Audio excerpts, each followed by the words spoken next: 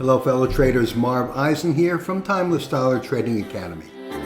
I want to follow up on a video I made regarding the price action on the E-mini on Friday, June 27th. Here is my Taylor trading zone drawn out on the chart and the price action as prices printed for the day.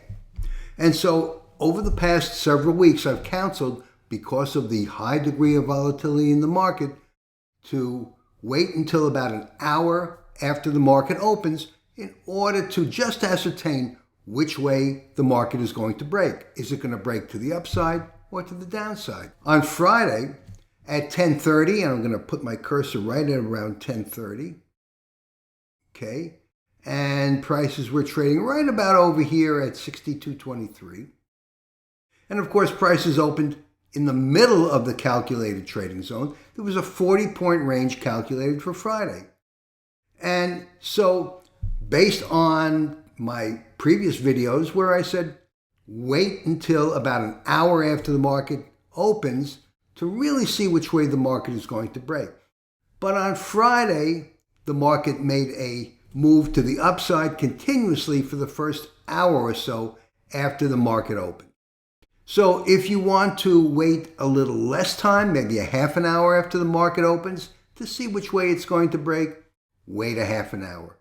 I can't tell you that a half an hour is the right time, an hour is the right time.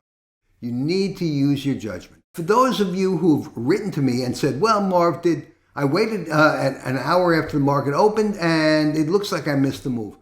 Well, yes and no. And I have two answers for that.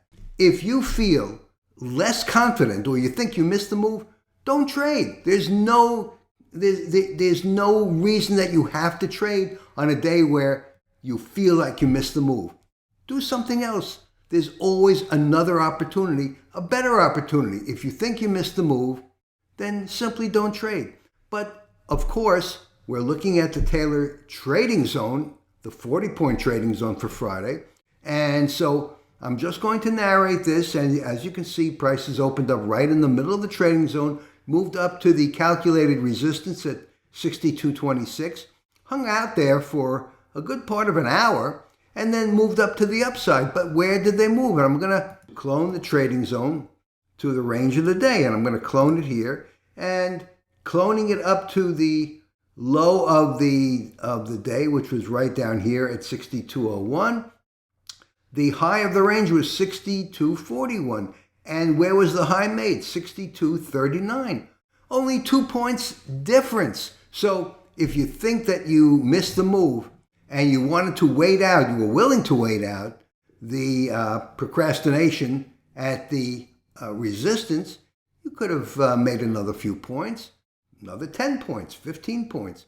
So there's no reason to not have confidence in the Taylor trading zone, but there's no reason also to make the trade if you feel less confident in doing that. And that's all I can say about that. For those of you who didn't trade, that's fine. There's always another trade. For those of you who did trade, hopefully you held on and you took advantage of the trade. And of course, the trade came within 2 points, 3 points of the transposed trading zone. And so you really have to have confidence. Trading is a leap of faith, my friends, but it's a leap of faith based on knowledge and experience. Okay? Hope I've answered your question. Thanks so much for watching. Trade safely, use a lot of patience, and I'll see you in the next video. Marv Eisen for Timeless Dollar Trading Academy.